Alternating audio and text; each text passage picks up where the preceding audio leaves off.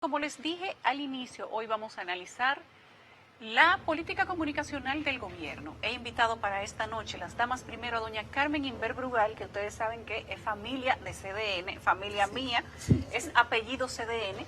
Está empleada de aquí, me dicen aquí por el apuntador, que lo diga claro.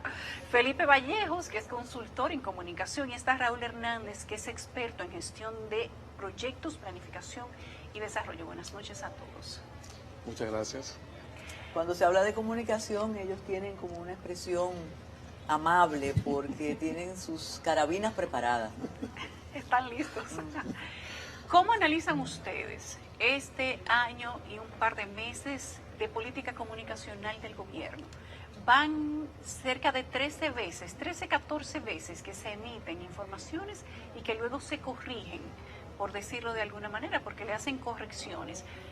Podríamos empezar preguntando si esto es poner el oído en el corazón del pueblo, empatizar con la gente, escucharlos y conectar con ellos, o si es simplemente algún tipo de falta de experiencia o falta de planificación. Empecemos con la doctora Carmen Inver Brugal.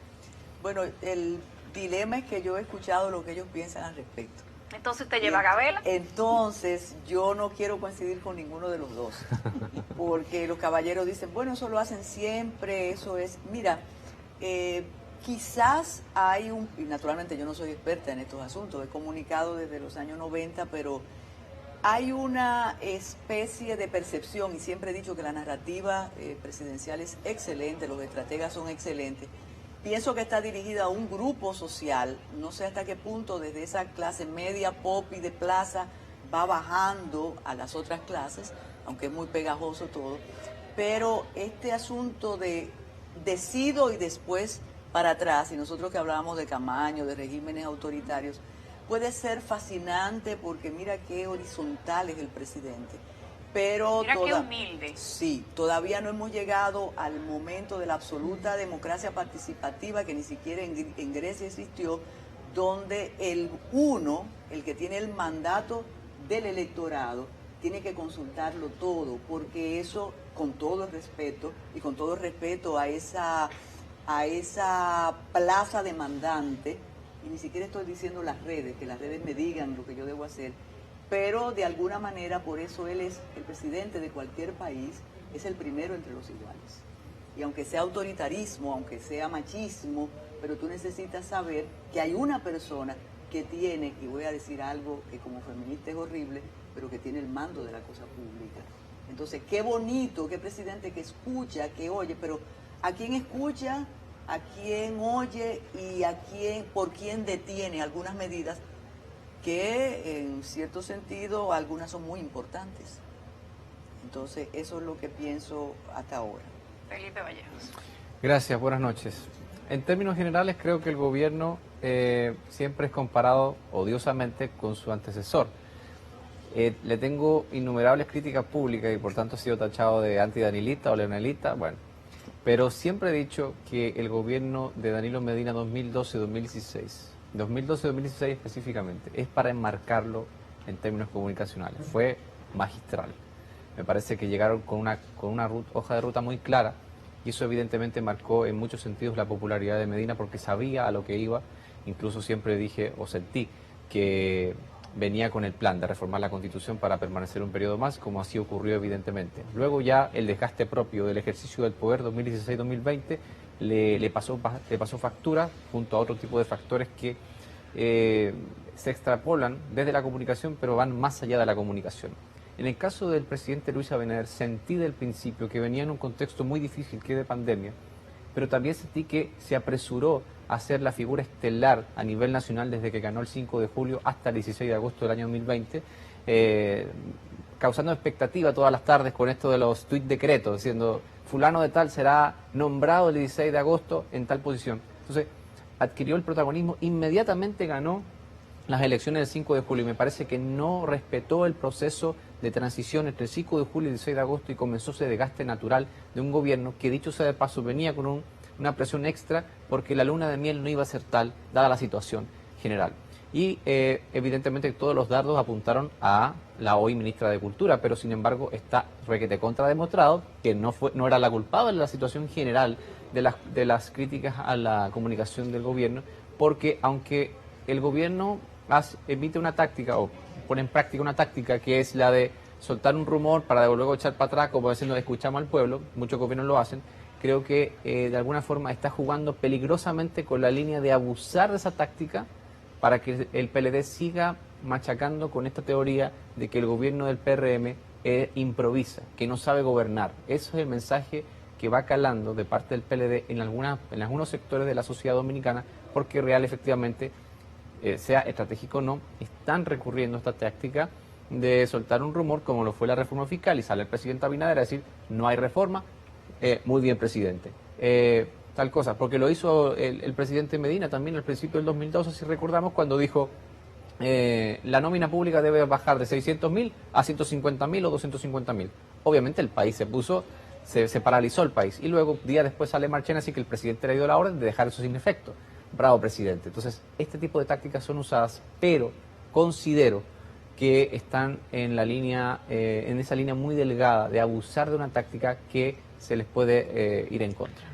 Raúl Hernández. Sí, en el ámbito de la comunicación política, por ejemplo, en América Latina, hay un autor que es Mario Riola, de origen argentino, que ha trabajado mucho, claro, él no es el que acuñó el concepto de construccionismo, a lo que se refiere Felipe Vallejo, y para que la gente nos entienda, voy a usar la metáfora del chapulín colorado. Todos recordamos a ese personaje que llegaba, no contaban con mi astucia. ¿Qué ocurre con el construccionismo? Crea problemas, enfatiza problemas, para después aparecer el presidente de la República como el personaje que resuelve y ofrece solución. Eso es parte de un guión en materia de comunicación. Eso se ha estudiado. Hay gobiernos que crean situaciones así para dar la sensación ante la sociedad de que responden de manera eficiente. Sin embargo, hay un error que se está caracterizando este gobierno. Usted empezó muy bien, Carmen, estableciendo que se puede establecer como que el presidente es una persona que hace acopio de aquello de que rectificar es de sabios.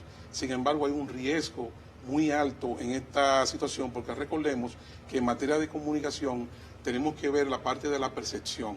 Recuerden que hay una línea muy débil, muy tenue, entre la realidad y la percepción. ¿Y qué está ocurriendo en la percepción de la población? Estamos viendo un gobierno que muestra muchos signos de debilidad, porque van asociados con una falta, obviamente, de planificación.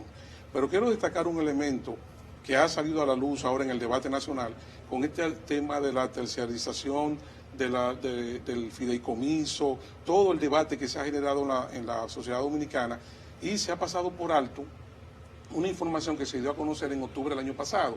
Resulta que la decisión que tomó el presidente de unificar, ustedes se acuerdan, la Dirección de Comunicación con la DIAPI, que era la Dirección de Estrategia que dirigía el fallecido, este señor que falleció ahora, Carlos Dore, en los gobiernos de Leonel Fernández. Se unificaron ambas en una sola entidad, que es la Dirección de Estrategia y Comunicación Gubernamental.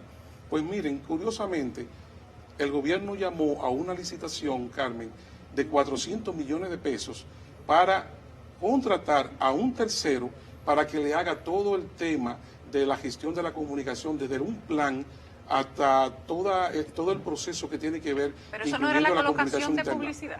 No solamente comunicación publicitaria. Estamos hablando de la estrategia en general. Eso me llama mucho la atención. No sé qué opinará Felipe, pero Yulisa, yo en los años que tengo impartiendo, por ejemplo, comunicación gubernamental con mis estudiantes en la Universidad Autónoma de Santo Domingo, estudiantes de comunicación, periodismo, de relaciones públicas, puedo decirles a ustedes que me llamó poderosamente la atención cuando yo vi que el gobierno dominicano justificó un documento de 17 páginas la contratación de terceros para gestionar la comunicación. Eso realmente llamó la atención porque no se ha hablado mucho de esto, se ha hablado mucho de fideicomiso y de otras acciones dentro de la esfera gubernamental, pero en materia de comunicación, repito, no sé qué opinará Felipe, pero yo en mi caso nunca he visto un caso como ese. Y para cerrar, hay un libro de un autor argentino, Giovanni Saltori, que se llama Homo Videns, y en ese libro él plantea lo que estaba diciendo Carmen, el tema relacionado con con las decisiones que se toman y como el dominicano lo entiende, reculando, es decir, rectificando decisiones.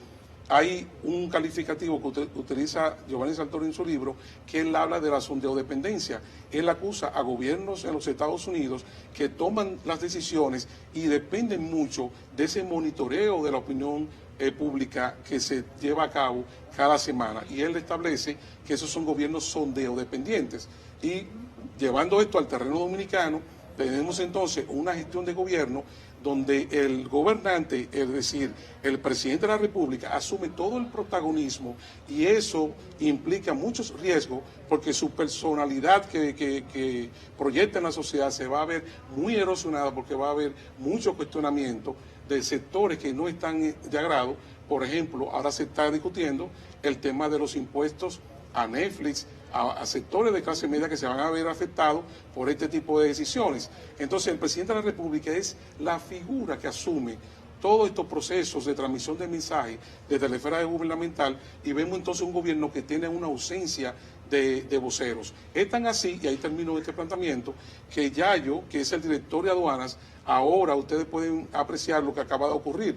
Fue prácticamente lacerado en las redes sociales. Él hizo un señalamiento sobre las pacas, que es un sector de la población dominicana que se favorece contra la traída al país de ropa que es usada. Dice algo al principio y después va a otro programa y plantea otro mensaje, es decir, una contradicción de mensajes que provienen de un importante funcionario como él y entonces remite a un gobierno a personificar y generar entonces una situación que se dio con Vicente Fox en México y es una visibilidad del presidente, es decir, el presidente de la República aparece en demasiados escenarios de manera permanente. Ya yo pedí permiso para preguntar como parte de la familia CDN. Hay dos aspectos que me interesaría discutir. Primero, se parte la estrategia gubernamental de la poca exposición pública que tenía el presidente Danilo Medina Sánchez. Ese es el referente. Ese es el punto de referencia. Sí, él no hablaba. No hablaba, salía a sus visitas sorpresa, ahí se acercaba, pero él no era comunicativo, no era... En segundo lugar, no sé por qué la experiencia de don Hipólito Mejía no está en el tapete. Don Hipólito hablaba mañana, tarde y noche, y para personas que dirigen periódicos, eso es muy difícil porque una noticia de la mañana, cuando viene la tarde ya hay otra superior y eso le está pasando al presidente. Ahora la pregunta para ustedes como expertos, ¿puede sostenerse un proyecto gubernamental solo atendiendo a un sector social? Hoy hablamos de la política comunicacional del gobierno y si el camino de poner el oído cerca de la gente y escuchar cuando la gente no quiere que se apruebe una decisión gubernamental y se devuelve, ¿eso es positivo o negativo? La doctora Carmen Inver tenía una pregunta antes de irnos a la pausa. ¿Cuál era, Carmen? También, como si ustedes cambiaron el canal, se fastidiaron, porque es importante, porque si yo hiciera de abogada del diablo, yo le digo, pero espérense, los sondeos de la estrategia gubernamental te dicen, no, Luis, tú estás acabando, tú eres el hombre más querido, tú tienes que seguir cargando encima de tus hombros este gobierno porque vamos bien. Sí. Como en la Revolución Cubana, Camilo, ¿vamos bien? Sí, vamos bien, le decía Camilo a Fidel. Y mira, tienen 60 y tantos años aquí. No sabemos si bien, pero iban. Pero iban, están. Entonces, después de hacer la introducción anterior, la pregunta es, ¿puede sostenerse un proyecto solo confiando en un sector social? ¿Pero a qué sector social se refiere usted? Al sector privilegiado, clase media, media, ese sector de apóstoles que reprueban, tú le puedes matar a 3 y llenarle de sangre el salón, pero los ladrones no le gustan, porque tienen una ética maleable y que se conduce, y sobre todo con el mito de una independencia persecutora, que es importantísimo para ese sector muy, muy creyente. Bueno, comienza. Brevemente. Yo creo que la fórmula de la justicia, de la cero impunidad, del castigo a la corrupción en el año 2020 fue muy efectiva porque el desgaste de Medina venía por ese lado a raíz de la explosión del caso de Brecht en el 2017 y el hecho de que la gente no sintió que hubo verdadera justicia. Se notaba a leguas que el procurador respondía a la línea de Palacio Nacional y eso fue una de las banderas de campaña. Si mal no recordamos, la noche del 5 de julio, cuando Luis Abinader llega al comando de campaña, a reconocer su victoria no oficial en ese momento, pero ya era evidente que era el presidente electo, la gente gritaba los queremos presos, los queremos presos. Ese era el grito, no era en favor de Luis Abinader, era más un voto de castigo que un voto a favor de un proyecto de gobierno. Y eso fue lo que pudieron palpar de manera realista y acertada en la campaña. Ahora, sin embargo, creo que las cartas hacia el año 2024, teniendo en consideración que tenemos un presidente candidato, digo presidente candidato porque está habilitado y nadie le va a quitar esa candidatura a Luis Abinader para el 2024 dentro del PRM, creo que ellos tienen que entender que ya el 2024 no va a ser sobre la corrupción y no va a ser de lo que ese sector, por un lado, castigó con su voto al PLD y le favoreció al mismo tiempo a Luis Abinader en el año 2020. Ese mismo sector va a reclamar otro tipo de cosas, sumado a la situación general del país, que es evidentemente económica. Si las elecciones del 2020 fueron, para mi gusto, basadas mucho en el ámbito de la corrupción y de la persecución y de la justicia, en el año 2024 va a ser estrictamente económico, porque el propio presidente Abinader lo ha reconocido. Y es que luego de la pandemia sanitaria, que bueno, hoy con el anuncio de la suspensión de las medidas pareciera que estamos encaminados al principio del fin.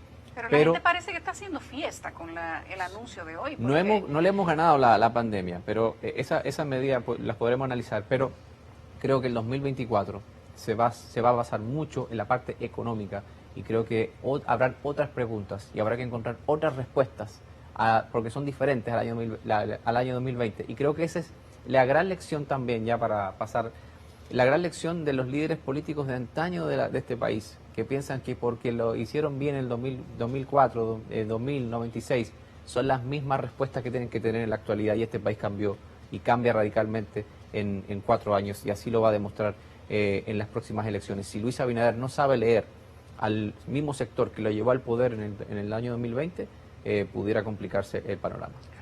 Mira, eso que tú acabas de decir, Felipe, también lo vivimos en el caso de Lula. Lula logra en Brasil una proeza. 28 millones de brasileños que estaban en la pobreza pasaron a la clase media. Y es esa misma masa de votantes que generó protestas que nunca habían ocurrido en el caso de Dilma. No sé si se acuerdan, cuando se intentó aumentar el precio del transporte, esos jóvenes rompieron de todo, quemaron estaciones, es decir, hubo una situación muy volátil, muy difícil, y se generó prácticamente una crisis política en ese país que llevó a Dilma a renunciar a la presidencia. Ella fue sometida, destituida, a un proceso en el Congreso. Sobre la pregunta que tú haces, Carmen, en los modelos de comunicación que se discuten en América Latina, se tiene bien claro una premisa. En comunicación política, y esto es expresado a nivel de gobierno, en comunicación gubernamental, se procura la generación de consensos. Es decir, un gobierno, para tener una estabilidad política y por ende que eso permea a toda la sociedad con una tranquilidad para los negocios y que la gente tenga paz social, obviamente los gobiernos deben apostar a generar consensos. Y los consensos, Carmen, no se logran con un solo sector. Es decir, estamos hablando de que los gobiernos tienen que atender demandas sociales que incluyen a todos los sectores de la sociedad. Fíjate que Felipe te preguntaba a qué sector, cuando tú hacías el planteamiento inicial. Entonces, repito, Yulisa, los gobiernos deben procurar esa meta que, al decir, por ejemplo, de un autor como Riola, se construye toda una narrativa que se llama mito de gobierno. ¿Cuál es el mito de gobierno que recordamos como legado de cada gobernante? Bueno, es su accionar en términos de prioridad. Por ejemplo, Felipe ha hablado de los gobiernos de Danilo Medina y todos recordamos todo lo que hizo como mito de gobierno esa gestión de la llamada revolución educativa, la construcción, sorpresa. La visita sorpresa, son parte de esa narrativa de lo que se denomina mito de gobierno. Cuando miramos a otros referentes, Felipe habla de que los tiempos van cambiando. Me voy a remitir al caso de Balaguer, que lo podemos entender nosotros. En los años de Balaguer se decía, eso lo hizo Balaguer. Entonces estaba la llamada política de varilla y cemento. Es decir, el mito de gobierno se construye, esa narrativa, en un gobernante que construía obras importantes para el país. Ahora, yo creo, y en lo que está hablando Felipe, obviamente de cara a 2024, vamos a ver a un presidente, y lo quiero comparar haciendo una analogía con un boxeador. Es un boxeador que va a llegar totalmente cansado en el último round, es decir, llegará sumamente agotado, de seguir este ritmo, seguirá recibiendo golpes de manera constante. Por ejemplo, las redes sociales Uno tiene que darle mucho seguimiento a esto. No es que sea el indicador fundamental, pero la sociedad, como dijo Felipe, ha ido cambiando y obviamente los sectores sociales en todos los niveles se expresan, hacen sentir su resquemor con el gobierno a través de las redes sociales. Y ese es un gran dilema que tiene este gobierno. Pero vamos a establecer una diferencia. Sí. La política comunicacional de Leonel Fernández era, digamos que complicada porque la gente no lo entendía. Cuando Leonel hablaba, los memes, que en aquel momento ni sabíamos que se llamaban memes, era signo de pregunta. La gente cogía el discurso de Leonel, cogía fotos de Leonel y le ponía un signo de pregunta, o sea, ¿qué dijo? Y ponía mucha letra, y después un signo de pregunta. O sea, la gente no entendía lo que Leonel decía, porque el mismo presidente en algún momento dijo que aquí no mucha gente sabía conceptualizar. Y eso le quedó para la posteridad. Entonces, Leonel fue estigmatizado por eso y su gobierno también. Además de que no eran intransigentes. Luego el gobierno de Danilo Medina no era que la gente no lo entendiera, que no hablaba. O que hablaba a través de terceros y esos terceros hacían un lío y generalmente decidían una cosa y ya eso era santa palabra. Estoy hablando del segundo gobierno de Danilo Medina, porque el primer gobierno de Danilo, la gente le caía bien Danilo Medina y todo lo que hacía le parecía gracioso. Cuando se brincaba un charco, a la gente le parecía bien. O sea, había como un amor con la sociedad. Lo mismo que el primer gobierno de Leonel Fernández, que ahí se lo encontraban inteligente. Que presidente más inteligente, que habla inglés, que no sé qué. Francés, de todos los idiomas. Ahora, el gobierno de Luis Abinader es diferente del de Leonel, que nadie lo entendía, y del de Danilo, que no hablaba. Entonces, este es tal vez mucho más allá y probablemente parte de su estrategia sea diferenciarse de los dos predecesores. Uno que era mudo, no digo yo, lo decía la gente, y otro que nadie lo entendía. Entonces, yo soy cercano a la gente. Yo escucho lo que quiere mi pueblo. Si la gente no se siente cómodo con una reforma fiscal, yo le busco la vuelta. Ya no quieren usar la mascarilla, vacúnense. Bien, se vacunó la mayoría, está bien, vamos a quitar la mascarilla. Quizás esto se está poniendo bien. Una suerte de entendimiento con la sociedad. Puede ser sostenible eso por mucho tiempo. Pero mira, ahora que tú mencionas a Leonel Fernández, y a propósito de lo que dijo Felipe, recordemos que el presidente Fernández dijo, en un momento crucial, si no entendemos por qué ganamos en el 96, no vamos a entender por qué perdimos después. Sí, eso sí. fue de comunicación 001. Sí. Pero hay algo que no podemos perder, y es de pura percepción. Ese presidente que oye, cada vez yo lo noto tan distante. Él se nos acerca y nos dice amigos, amigas, pero eso es construido, ojo, y por eso es peligroso, porque cuando te le acerca, incluso en estos días, se nota un poco airado, él no está muy conforme. Pero hay algo que no podemos dejar en estos minutos que nos quedan. Este discurso de hoy es parte de una estrategia porque hicieron un sondeo y dijeron, presidente, espérese, Estamos hay calientes, inconveniente. presidente. Exacto, y cuando tú hablas de las redes, tengo la percepción o la convicción de que el presidente Abinader tiene un respaldo mediático que ningún otro presidente había tenido. Bueno, no me atrevo a decir que ningún presidente había tenido, porque el primer gobierno de Danilo Medina aceitó bien la máquina a nivel de medios, tanto a nivel de la capital como a nivel... Pero es que te ha sumado todo. Sí, lo que pasa es que eso es otra época, a pesar de que fue hace tan poquito que Medina estaba gobernando. Pero debo decir, con respecto a la pregunta del discurso, que también pienso que responde a ciclos. La vida y los medios de comunicación y los gobiernos funcionan en función, valga la redundancia, de ciclos noticiosos. Estamos ya en tierra derecha, como dirían en hípica, en la hípica, rumbo al 27 de febrero. El presidente está necesitado de buenas noticias para llegar de una manera mucho más positiva a rendir cuentas el 27 de febrero, porque evidentemente el escenario es mucho más complicado que el que tenía hace un año, cuando recién tenía pocos meses y podía decir, estoy recién entrando, esto es lo que prometo, esto es lo que voy a hacer. Hoy por hoy se le puede exigir al presidente qué usted prometió, qué usted ha hecho en un momento económico siendo muy objetivo y siendo mínimamente crítico, es delicado a nivel económico por el tema de los combustibles, el alza de costo y demás. Entonces, todo este contexto invita al presidente y al gobierno a decir, tenemos que empezar un ciclo positivo de hechos noticiosos a favor del gobierno para que el presidente llegue mejor blindado al 27 de febrero. Y una última cosa, con respecto a lo que decía Yulisa, evidentemente se ha distanciado de su antecesor y del presidente Leonel Fernández. Habla mucho, pero tampoco cae en la exageración que hacía Hipólito Mejía, porque todos los extremos son malos.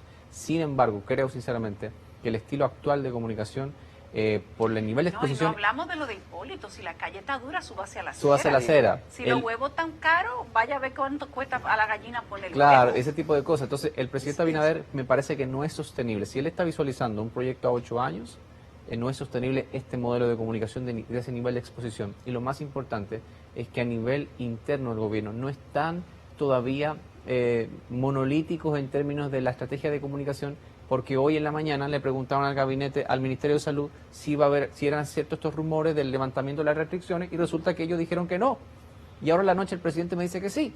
Entonces creo que esa falta revisar la estrategia, el nivel de exposición del presidente y que el gobierno entero asuma una sola línea comunicacional. Porque parece que no es el gobierno, algo que tú dices es importante. El tren gubernamental tiene que asumir una política comunicacional. Alguien tiene que ser el vocero, porque ahora mismo uno no sabe quién es el vocero. Pero se decía que iba a hablar de las pacas, precisamente, de la construcción del muro. O de la reforma Y constitucional. de la reforma, que A también mí me eso Y de la dijeron- inflación. No, a nosotros nos dijeron aquí, un gurú va a hablar de la gasolina otra vez. Bueno, en este caso, yo lo que puedo decirte es lo siguiente. Hay un referente en la región que es para mí paradigmático. Es el caso de Vicente Fox en México. Este señor llegó, un cowboy que pensaba en inglés, con sombrero de vaquero, con jeans, con bota, estaba hasta en la sopa. Había una misa, ahí estaba Vicente Fox. Había una boda de 2 personas en Cuernavaca, ahí estaba Vicente Fox. Y llegó a un punto de saturó tanto a la población que ya lo que decía, como tú planteabas, Carmen, al principio, ya no generaba relevancia, interés, ni siquiera en los medios de comunicación, porque su palabra estaba desgastada. Era una persona que comenzó con unos altos niveles de popularidad y terminó con unos niveles sumamente bajos, porque estamos hablando de un presidente que una exposición mediática demasiado alta. Entonces, esos son los extremos. El presidente de la República, por ejemplo, Homero, que es el portavoz del gobierno, anuncia mediante un Twitter, en su cuenta de Twitter, anuncia hoy que el presidente va a hablar. Le digo con sorpresa, yo no había visto una gestión gubernamental en términos de comunicación como la está realizando este gobierno. No es la primera vez, Yulisa, que hacen cosas como destellos, es decir, evidencian improvisación. Por ejemplo, hay una reflexión que hay que hacer con este discurso del presidente ante la pregunta que se hace hoy. Por ejemplo, ¿a cómo estamos hoy? A 16 de febrero. ¿A cuántos días estamos del 27 de febrero? ¿Por qué el presidente no esperó el 27 para anunciar al país en su rendición de cuentas todo lo que argumentó para justificar levantar las restricciones? ¿Por qué no lo planteó en ese escenario? Ojo, un dirigente de la oposición le hizo una sugerencia sana al presidente. Dijo, presidente, sea más sosegado, despache, siéntese en su despacho. Y esta es una versión moderna de Hipólito Mejía. Hipólito Mejía le traía problemas hasta la gente de seguridad. Se conocen anécdotas de que iba por una calle, espérate, ahí vive Carmen, déjame saludar a Carmen. Entonces iba y le tocaba la puerta a una persona y cuando la persona abría la puerta era el presidente de la República. Estábamos hablando de una gente espontánea, los tiempos no son para eso. El que sabe de planificación tiene bastante claro que las acciones de un gobierno se planifican. Y hay un axioma en comunicación gubernamental. Hay una discusión generacional, porque los millennials y la nueva generación quieren presidentes cercanos, presidentes espontáneos, inclusive que hablen de medio ambiente, de combate Muy a bien, muchas otras, pero eso se debe planificar. Las generaciones anteriores quieren presidentes circunspectos, presidentes planificadores, planificativos. Bueno, entonces, que busquemos el conceptualicen. Entonces, hay que buscar un punto medio también. Un equilibrio. Por eso decía Felipe ahorita, los extremos son malos. Hemos aprendido siempre en la vida que ese es un axioma que debemos respetar, debemos tener mucho cuidado. El presidente de la República, repito, se está exponiendo demasiado. Yo creo que es tiempo de enfriar un poco Eso pasa en la economía. Cuando hay una decisión de un gobierno de, por ejemplo, ponerle dinero en la mano de la gente, el circulante, se activa, se calienta la economía, pero hay un momento en que hay que enfriarla. Yo pienso que no en habrá comunicación... sorpresa el 27, No, porque no hay ya sorpresa, está para lo de nada. hidrocarburos, No. lo de fideicomiso, La ya no expectativa- hay pandemia. La expectativa puede ser dificultosa de llenar en el 27 de febrero, pero pienso ¿Cambio que en el gabinete podría haber? No. yo creo que Hay un Podría rumor de ser, que va a haber podría cambios. ser. En Hay, este- hay un rumor. en la Hay varios sociedad. funcionarios Es- calientes que sí. tal vez este es el podrían último año enfriar ese tranquilo día. del gobierno y entre comillas, entre unas gran comillas, es tranquilo porque el 2023 ya empieza el año preelectoral y ahí la cosa sí se pone interesante en términos políticos por la atención que eso va a ejercer sobre el gobierno. En definitiva, yo creo que es verdad que el presidente debe, de alguna forma, lo que decía Leonel Fernández, administrar el silencio. Él le fascina esa idea de administrar su silencio y lo hizo en aquella época magistralmente. Hoy por hoy, dice Yulisa, y le doy la razón, de que la gente necesita un presidente más cercano porque además estamos en tiempos extraordinarios. Cuando hay una crisis de esta magnitud, la gente necesita escuchar a sus líderes. Sin embargo, creo que debe revisarlo en el mediano y largo plazo porque no me parece que un proyecto de 8 años sostenga este nivel de exposición. Su conclusión, doctora. Bueno, me sorprendió porque las expectativas para el 27, lo de cercanía, me encantaría que la dirección de 55 minutos pautara otra discusión con ustedes, porque yo creo que estamos manejando lo de cercanía de una manera que no es correcta. Cercanía no es decir amigos y amigas, le voy a decir algo y después separarse. Lo del tuit también. Entonces, conclusión, yo estoy convencida de que la estrategia comunicacional del presidente es la que ellos quieren. Y ellos están convencidos de que es efectiva y que lo demás es de personas que no están conformes con las gestiones gubernamentales. Gracias a los tres.